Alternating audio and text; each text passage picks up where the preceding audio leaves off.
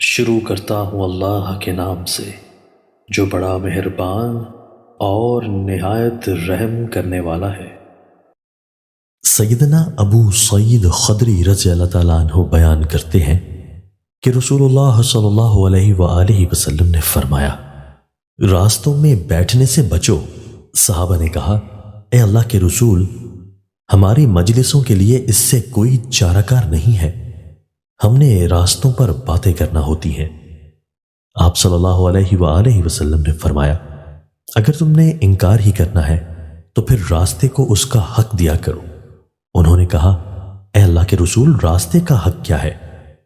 آپ صلی اللہ علیہ وآلہ وسلم نے فرمایا، نگاہ جھکا کر رکھنا، تکلیف نہ دینا، سلام کا جواب دینا، نیکی کا حکم دینا اور برائی سے منع کرنا۔